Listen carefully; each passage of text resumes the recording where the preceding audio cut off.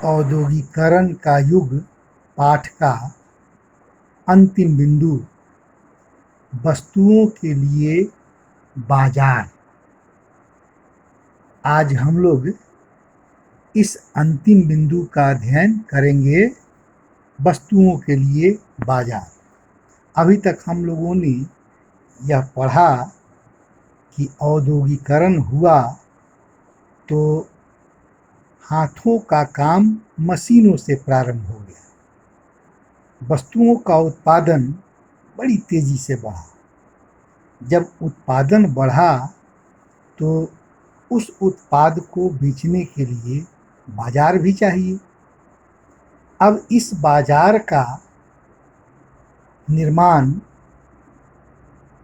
उद्योगपतियों ने या व्यापारियों ने, व्यवसायियों ने कैसे किया, आज इस बात की चर्चा हम लोग इस पाठ में करेंगे।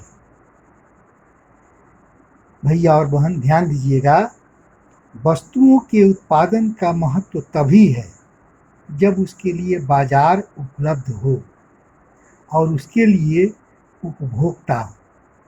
अगर उपभोक्ता और बाजार नहीं होगा तो फिर वस्तु का उत्पादन ठप हो जाएगा। उपभोक्ता पैदा करने का बेहतर तरीका विज्ञापन है। विज्ञापन लोगों की सोच बदल देते हैं तथा लोगों की ज़रूरतों को पैदा करते हैं। आज आप देखिएगा, जितनी वस्तुएं बाजार में आई हैं वो सभी किसी न किसी तरह से विज्ञापन के द्वारा हम लोगों तक पहुंचाई गई।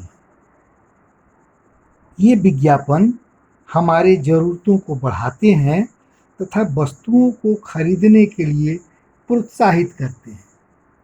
विज्ञापन में वस्तु की गुणवत्ता या उसके ज़रूरतों को बताने का उत्पादक प्रयास करते हैं। मैनचेस्टर के उद्योगपतियों ने जब भारत में व्यापार प्रारंभ किया तो कपड़े के बंडल पर लेबल लगाते थे। इससे कंपनी का नाम तथा उत्पादन की जगह का पता चल जाता था। लेबल पर मोटे अक्षरों में मेड इन मैनचेस्टर लिखा होता था। ये इसलिए लिखा होता था ताकि मैनचेस्टर का नाम पढ़ते ही लोग यह समझ जाएंगे कि ये वस्तु मैनचेस्टर की बनी हुई है तो इसकी गुणवत्ता अच्छी होगी ही। इसके अलावा उन पर भारतीय देवी देवताओं की सुंदर तस्वीर भी हुआ करती थी। उत्पादक यह दिखाने की कोशिश करते थे कि ईश्वर भी चाहते हैं कि लोग उनके उत्पाद को खरीदें। ध्यान दीजिएगा, इन विज्ञापन के माध्यम से लोगों के भावनाओं को वो लोग कैश करते थे, खरीदते थे।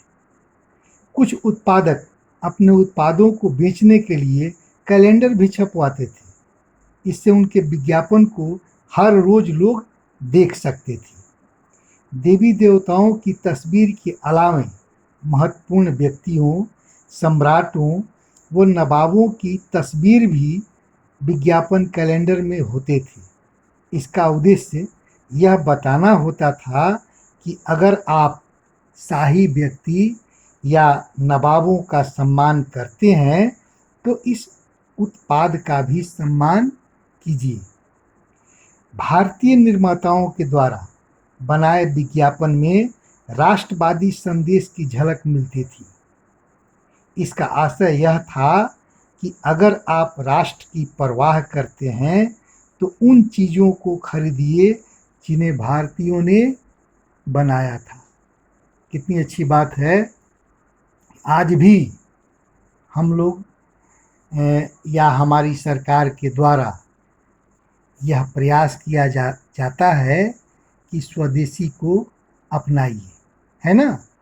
तो ये उस समय भी इस तरह की बातें होती थी और भारत में बने हुए वस्तुओं को भारतीय व्यापारियों के द्वारा यह समझाकर बेचने का प्रयास किया जाता था कि अगर आप भारतीय हैं आप में स्वदेश का प्रेम है तो भारत में बनी हुई वस्तुओं को ही खरीदिए।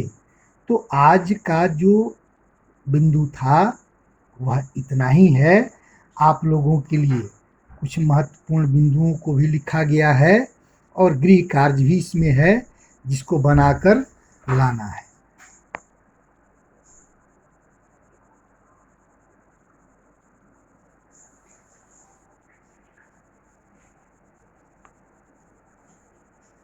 ये आप लोगों को इस बिंदु को समझने में मदद करेगा। आप लोगों के लिए गृह कार्य है, यूरोपीय या भारतीय उत्पादक अपने उत्पादों को बेचने के लिए विज्ञापनों का सहारा क्यों लेते थे।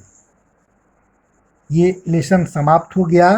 आप लोग इस पूरे पाठ से वस्तुनिष्ठ प्रश्न को बनाइएगा और बनाकर हमको उत्तर दिखाने का प्रयास कीजिएगा। फिर जिस तरह निर्देश आप लोगों को मिलेगा आगे हम लोग उस हिसाब से फिर काम करेंगे। धन्यवाद।